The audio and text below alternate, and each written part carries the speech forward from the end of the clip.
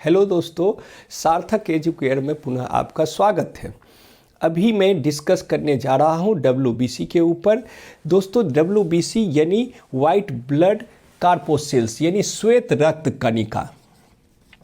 WBC को leucocyte भी कहते हैं। इसको क्या कहते हैं? ल्यूकोसाइट्स भी कहते हैं। और दूसरी बात यह है कि WBC का जो निर्माण स्थल है वह श्वेत रक्त मज्जा है, श्वेत अस्थि मज्जा है।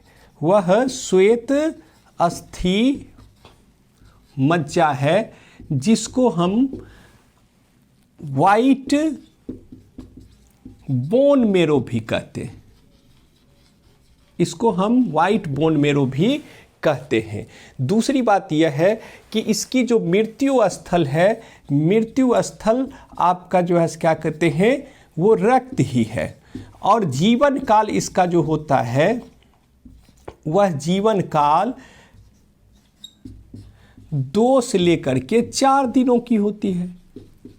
यह जीवन काल 2 से 4 दिनों की होती है।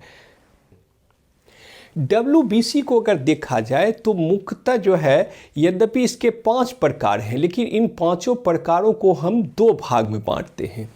एक को कहते हैं कणिका युक्त,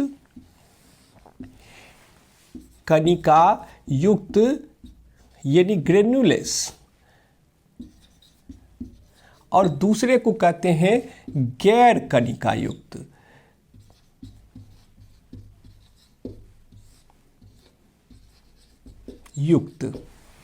ये कणिका युक्त जो होते हैं वो मुख्यतः 3 प्रकार के होते हैं।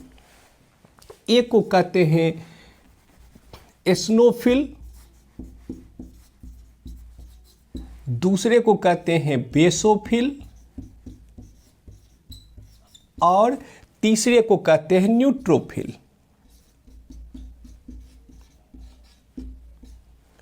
और गैर कणिका युक्त जो होता है उससे एक को कहते हैं मोनोसाइट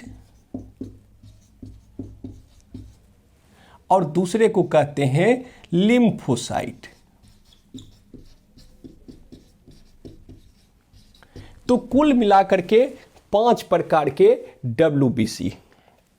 अब इस 5 प्रकार के WBC का भी कुछ अलग अलग जो है लक्षण है। सबसे पहली बात यह है कि पूरे WBC में लगभग 2/3 यानी 65 से 66% WBC न्यूट्रोफिल पाया जाता है।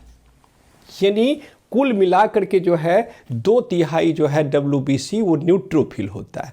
और सबसे कम जो है बेसोफिल होता है। सबसे कम दोस्तों क्या होता है? बेसोफिल होता है।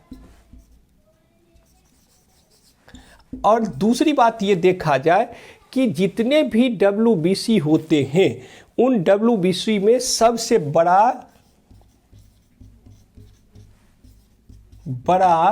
WBC मोनोसाइट होता है और सबसे छोटा WBC लिम्फोसाइट होता है। अब एक बात यह है कि इसमें एक कॉन्सेप्ट को समझने की आवश्यकता है कि WBC जब कोई बीमारी होती है तो WBC बढ़ती है या घटती है, तो इस चीज़ को समझने की आवश्यकता है। अब जैसे जो है आप देखेंगे कि यदि किसी व्यक्ति की जांच की जा रही हो, उसके दम्मा के, एलर्जी की या सर्दी खांसी की, तो उस परिस्थिति में ऐसा देखा जाता है कि एस्नोफिल उसका बढ़ जाता है।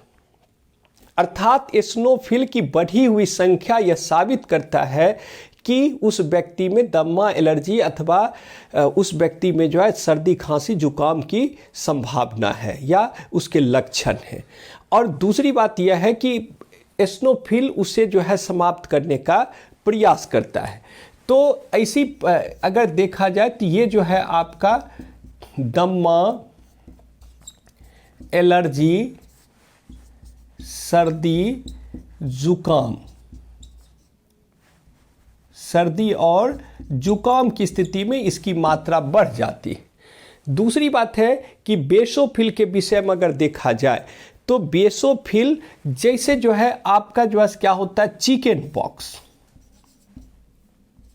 चिकन पॉक्स और जिसको छोटी माता भी कहते हैं, चेचक भी कहते हैं, छोटी माता की स्थिति में बेसोफिल बढ़ जाता है।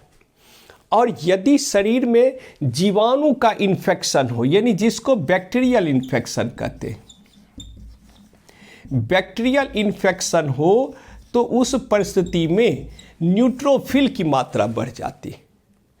तीसरी बात यह है कि यदि व्यक्ति में जो है ट्यूबरक्लोसिस यानी टीबी और जिसको जो है तपेदिक भी कहते हैं, जिसको क्या कहते हैं, तपेदिक भी कहते हैं।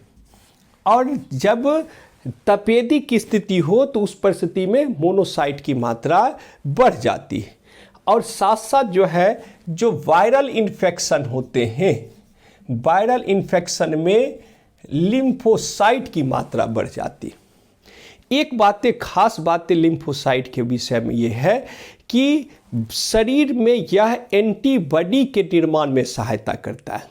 इसको फिर से सुनने की आवश्यकता है कि लिम्फोसाइट शरीर में एंटीबॉडी के निर्माण में सहायता करता है। यानी इस तरह से देखा जाए तो WBC का एक महत्वपूर्ण भूमिका जो है कि महत्वपूर्ण भूमिका हमारे शरीर में है। हमें उम्मीद है दोस्तों कि यह वीडियो आपको पसंद आया होगा। धन्यवाद।